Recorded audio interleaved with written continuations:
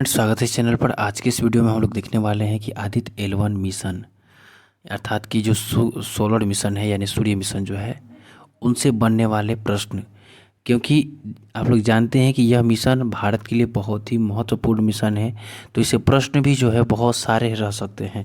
किसी भी एग्ज़ाम के लिए ये ज़रूरी होगा जिससे करेंट अफेयर्स का प्रश्न होता है उसमें निश्चित ही रूप से इसे एक या दो प्रश्न देखने को मिलेगा। तो चलिए हम लोग प्रश्नों को देखते हैं। देखिए, प्रश्न पूछा गया है कि सूर्य का अध्ययन करने वाला पहला अंतरिक्ष आधारित भारतीय मिशन का क्या नाम है। तो सूर्य का अध्ययन करने वाला पहला अंतरिक्ष आधारित भारतीय मिशन का जो नाम है वो आदित्य L1 है। क्या नाम है? आदित्य L1 है। चलिए पहले आदित्य L1 के बारे में जान लेते हैं, उसके बाद हम लोग नेक्स्ट प्रश्नों को देखेंगे। देखिए, प्रश्न पूछा जा सकता है, यहाँ से यह बन सकता है, आदित्य L1 सूर्य का अध्ययन करने वाला पहला अंतरिक्ष आधारित भारतीय मिशन होगा। अंतरिक्ष यान को सूर्य पृथ्वी प्रणाली के लैग्रेंज बिंदु के चारों ओर एक प्रभा मंडल कक्षा में रखा जाएगा। ये लैग्रेंज बिंदु क्या है? तो सूर्य और पृथ्वी के बीच का वह क्षेत्र जहाँ पर दोनों का गुरुत्वाकर्षण बल बराबर होता है, यानी कि जहाँ गुरुत्वाकर्षण बल दोनों का एकदम बराबर होता है, तो वह बिंदु क्या कहलाता है? लैग्रेंज बिंदु कहलाता है। तो इस लैग्रेंज बिंदु के चारों ओर प्रभामंडल कक्षा में इस आदित्य L1 को रखा जाएगा, जो पृथ्वी से लगभग 1.5 मिलियन किलोमीटर की दूरी पर है। पूछा जाएगा कि बताइए आदित्य L1 जो रखा जाएगा लैग्रेंज बिंदु पर वो कितना मिलियन दूर है पृथ्वी से? तो 1.5 मिलियन किलोमीटर की दूरी पर है। अब देखिए, L1 बिंदु के चारों ओर प्रभामंडल कक्षा में रखे गए उपग्रह को बिना किसी ग्रहण के सूर्य को लगातार देखने का प्रमुख लाभ होता है। यहाँ पर हम लोग इसको रखेंगे तो सूर्य पर किसी प्रकार का ग्रहण नहीं लगेगा, अर्थात यहाँ पर सूर्य को लगातार देखने का प्रमुख लाभ इसको प्राप्त होगा।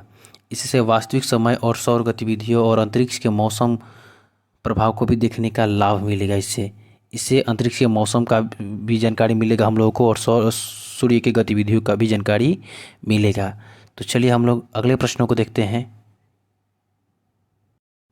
देखिए, आदित्य L1 मिशन को कब लॉन्च किया गया? यह प्रश्न पूछा जाए कि आदित्य L1 मिशन को कब लॉन्च किया गया, तो 2 सितंबर 2023 को लॉन्च किया गया था। चलिए देखते हैं यह लॉन्च कब और कहां से किया गया। देखिए, आदित्य L1 मिशन को 2 सितंबर 2023 को सुबह 11:50 पर सतीश धवन स्पेस सेंटर, जो कि श्रीहरिकोटा आंध्र प्रदेश में है, वहाँ से लॉन्च किया गया। कहाँ से? सतीश धवन स्पेस सेंटर से, जो कि कहाँ है? श्रीहरिकोटा आंध्र प्रदेश में है। यहाँ से इसको लॉन्च किया गया। 2 सितंबर 11:50 पर लॉन्च किया गया। ठीक है, चलिए हम लोग अगले प्रश्न को देखते हैं। देखिए, प्रश्न पूछा जा सकता है, आदित्य L1 मिशन को किस रॉकेट से लॉन्च किया गया? तो देखिए, आदित्य L1 मिशन को PSLV एक्सेल C57 जो रॉकेट है इससे इसे लॉन्च किया गया है। ठीक है, और चलिए PSLV का फुल फॉर्म बताते हैं, याद रखिए। देखिए, इसका फुल फॉर्म जो होता है पोलर सैटेलाइट लॉन्च व्हीकल होता है, याद रखिएगा। हम लोग नेक्स्ट प्रश्न देखते हैं।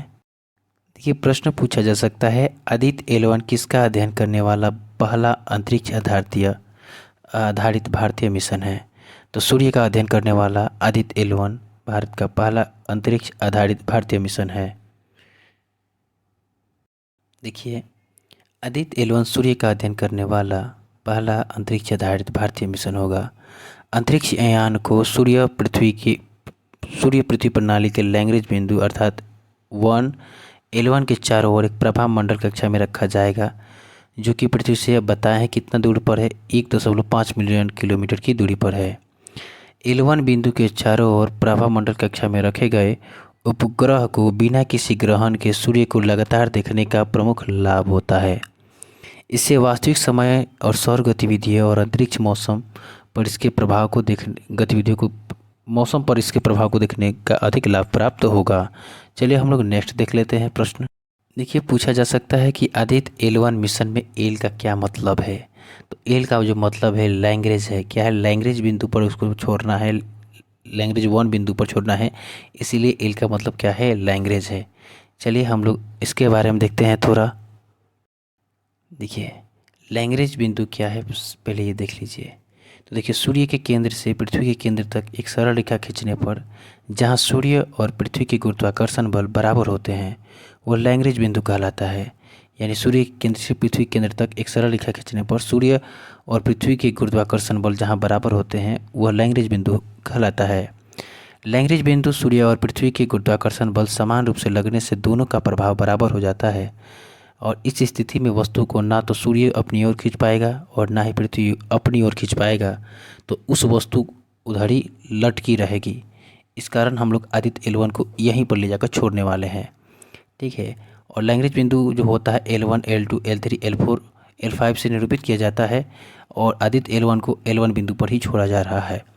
इसरो धरती से 800 किलोमीटर ऊपर L1 लैग्रेंज बिंदु के आसपास आदित्य L1 को स्थापित करना चाहता है, ठीक है। हम लोग नेक्स्ट देखते हैं। देखिए आदित्य L1 मिशन को किस स्पेस एजेंसी ने लॉन्च किया, तो यह इसका राइट आंसर होगा, इसरो ने लॉन्च किया। हमारी भारत की कंपनी इसरो ने आदित्य L1 मिशन को लॉन्च किया है, स्पेस एजेंसी, ठीक है। भारत की स्पेस एजेंसी इसरो ने ही आदित्य L1 को लॉन्च किया है। चलिए इसरो से कुछ प्रश्न बनते हैं एग्जाम में, उसको देख लेते हैं।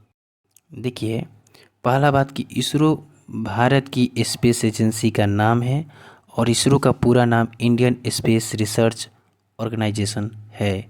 इसका हिंदी नाम भारतीय अंतरिक्ष अनुसंधान संस्थान ये संगठन है। इसका मुख्यालय पूछा जाए तो क्या है, बेंगलुरु कर्नाटक में है और इसकी स्थापना जो है 15 अगस्त 1969 को इसकी स्थापना हुई थी। और इसके संस्थापक पूछा जाए फ्रेंड्स तो याद रखिएगा, इसके संस्थापक का नाम विक्रम साराभाई हैं और इसके अध्यक्ष जो हैं अभी कौन है, तो इसके अध्यक्ष जो है सोमनाथ हैं और पहले अध्यक्ष जो थे विक्रम साराभाई थे। पहला अध्यक्ष विक्रम साराभाई और वर्तमान के अध्यक्ष जो है सोमनाथ हैं, ठीक है। चलिए हम लोग नेक्स्ट देखते हैं। देखिए प्रश्न पूछा गया है कि L1 बिंदु पृथ्वी से कितना किलोमीटर की दूरी पर है, तो इसका राइट आंसर होगा 1.5 मिलियन किलोमीटर की दूरी पर है। देखिए आदित्य L1 पृथ्वी के लगभग 1.5 मिलियन किलोमीटर की दूरी पर स्थित है और सूर्य की ओर निर्देशित रहेगा। यह पृथ्वी और सूर्य के बीच की दूरी का लगभग जो है 1% ही है, ठीक है। देखिए प्रश्न पूछा जा सकता है कि आदित्य L1 सूर्य और पृथ्वी प्रणाली के लैग्रेंजियन पॉइंट के पास किस ऑर्बिट में स्थापित किया गया है, तो इसका राइट आंसर होगा हेलो ऑर्बिट में इसे स्थापित किया गया है, ठीक है। हम लोग अगला देखते हैं, इससे कुछ महत्वपूर्ण पॉइंट देख लेते हैं, उसके बाद हम लोग अगले प्रश्नों को देखेंगे। देखिए आदित्य L1 मिशन का प्रमुख विज्ञान उद्देश्य क्या है, तो देखिए सौर ऊपरी वायुमंडलीय गतिशीलता का अध्ययन करना, उसके बाद में क्रोमोस्फेरिक और कोरोनल हीटिंग का अध्ययन करना, सन अर्थ लैग्रेंजियन पॉइंट्स की कक्षा से सूर्य का अध्ययन, उसके बाद में सौर प्रभामंडल का अध्ययन। तो इसका राइट आंसर जो होगा उपयुक्त में से सभी होगा, ठीक है। चलिए हम लोग अगले प्रश्नों को देखते हैं। देखिए प्रश्न पूछा गया है कि लैग्रेंज पॉइंट 1 का नामकरण किस इतालवी फ्रांसीसी गणितज्ञ के नाम पर किया गया है, तो लैग्रेंज पॉइंट 1 का नामकरण जो है जोसेफ लुइस लैग्रेंज के नाम पर किया गया है। चलिए हम लोग नेक्स्ट देखते हैं। देखिए आदित्य L1 मिशन को शुरुआत में क्या नाम दिया गया था, तो आदित्य L1 मिशन को शुरुआत में आदित्य 1 नाम दिया गया था, ठीक है। चलिए देखते हैं इससे कुछ पॉइंट्स। देखिए आदित्य L1 मिशन को शुरुआत में आदित्य 1 नाम दिया गया था और इसे पृथ्वी और सूर्य के लैग्रेंज बिंदु L1 के हेलो ऑर्बिट में स्थापित किया जाएगा, इस वजह से इसका नाम बदलकर आदित्य L1 रख दिया गया था, ठीक है। देखिए भारत सूर्य मिशन लॉन्च करने वाला एशिया का कौन सा देश बन गया है, तो एशिया का पहला देश है भारत जो सूर्य मिशन लॉन्च किया है, ठीक है। अगला हम प्रश्न देखते हैं। देखिए लैग्रेंजियन बिंदु वे हैं जहाँ से दो वस्तुओं के बीच कार्य करने वाले सभी डैश एक दूसरे पर निष्प्रभावी कर देते हैं, तो वह जो है गुरुत्वाकर्षण बल जो है एक दूसरे को निष्प्रभावी कर देते हैं, ठीक है। हम लोग नेक्स्ट देखते हैं। देखिए आदित्य L1 मिशन लॉन्चिंग के ठीक कितने दिन बाद यह अपने पॉइंट L1 तक पहुंचेगा? तो इसका राइट आंसर होगा 127 दिन बाद यह अपने पॉइंट L1 तक पहुंचेगा। अगला हम लोग देखते हैं। देखिए, आदित्य L1 मिशन के साथ कितने पेलोड भेजे जाएंगे? तो आदित्य L1 मिशन के साथ जो है फ्रेंड्स 7 पेलोड भेजे जाएंगे और सातों का अलग अलग काम होगा। चलिए बताते हैं सबके बारे में। देखिए, VELC जो है यह भी एक पेलोड है और टोटल 7 पेलोड है। तो VELC जो है इसका पूरा नाम विजिबल इमिशंस लाइन क्रोनोग्राफ है। दूसरा जो पेलोड है उसका नाम है SUIT solar ultraviolet imaging telescope. तीसरा जो है SOLEXS जो है इसका पूरा जो नाम है solar low energy x ray spectrometer. और चौथा जो है HELIOS जो है high energy L1 orbiting x ray spectrometer, इसका पूरा नाम है।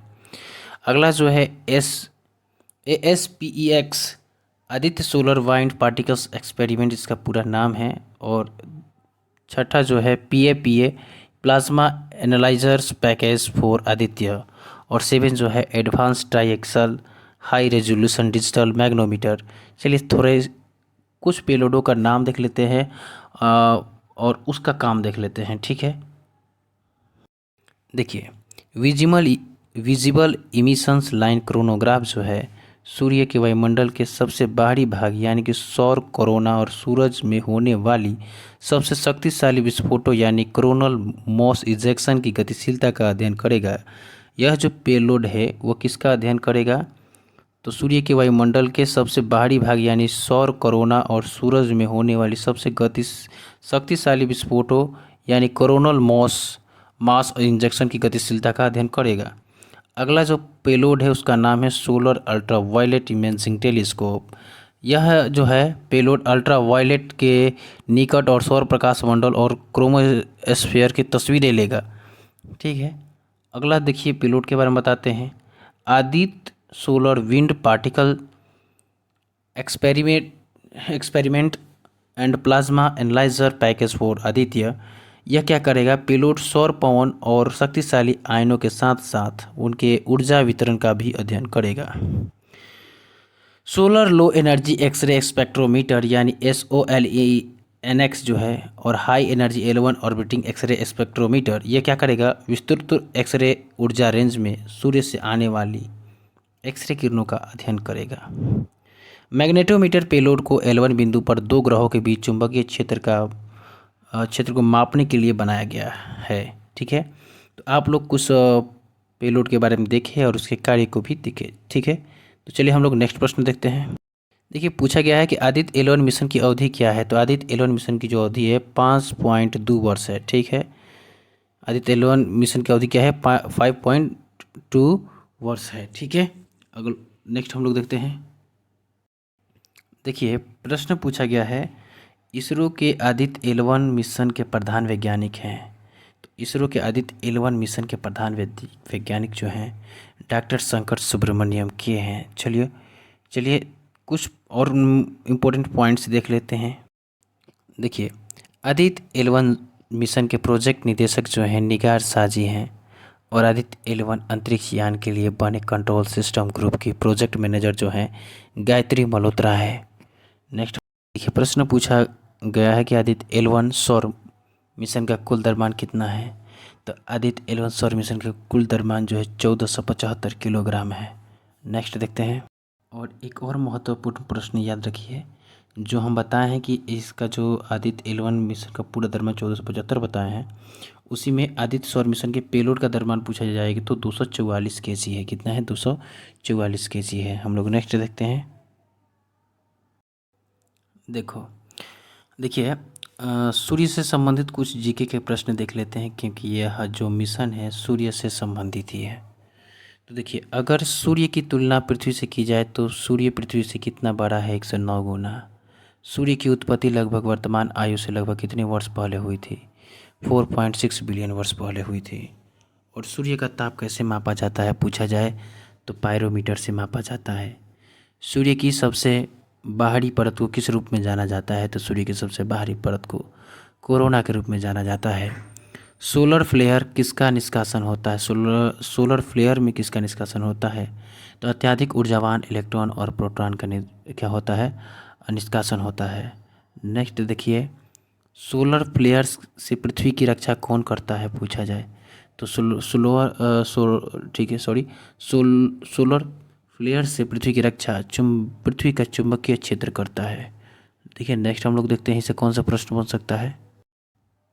देखिए, सूर्य की सतह का तापमान लगभग जो है 6000 डिग्री सेंटीग्रेड है और सूर्य के चारों ओर अपनी कक्षा में पृथ्वी की अनुमानित जो गति है वो 30 किलोमीटर पर सेकेंड का है। और सूर्य के प्रकाश को धरती में आने में लगभग कितना समय लगता है? तो 8 मिनट 16 सेकेंड लगता है। और बात की जाए कि सूर्य विभिन्न गैसों से मिलकर बना है, उसका नाम और प्रतिशत कितना है? तो देखिए, सूर्य जो है वो हाइड्रोजन और हीलियम से मिलकर बना है। हाइड्रोजन का परसेंट 70 है और हीलियम का 28 है। ठीक है, अगला देखिए, सूर्य और पृथ्वी के बीच की अधिकतम दूरी को क्या कहते हैं? तो अपसौर कहा जाता है। सूर्य और पृथ्वी के बीच की अधिकतम दूरी को अपसौर कहा जाता है और सूर्य और पृथ्वी की न्यूनतम दूरी को उपसौर कहा जाता है। ठीक है, नेक्स्ट हम लोग देखते हैं। देखिए, सूर्य की सतह क्या कहलाती है? तो सूर्य की सतह फ्रेंड्स क्या कहलाती है? प्रकाश मंडल कहलाती है। और सूर्य ग्रहण कब होता है? तो चंद्रमा और सूर्य और पृथ्वी के बीच आ जाता है। चंद्रमा जब होता है सूर्य और पृथ्वी के बीच आ जाता है तो सूर्य ग्रहण होता है। नेक्स्ट देखिए, तो फ्रेंड्स आज के लिए बस इतना ही। आज हम लोग बहुत ही इंपॉर्टेंट टॉपिक देखे और इनसे बनने वाले सारे प्रश्नों को देखे और खास इसमें जो सूर्य से बनने वाले प्रश्न हैं वो भी देखे। तो हम लोग आदित्य L1 अच्छे से कंप्लीट कर चुके हैं। अगर ये वीडियो आपको समझ में आया और इससे आपको कुछ फ़ायदा होने वाला है तो इसको लाइक करें, सब्सक्राइब करें। जय हिंद। ठीक है।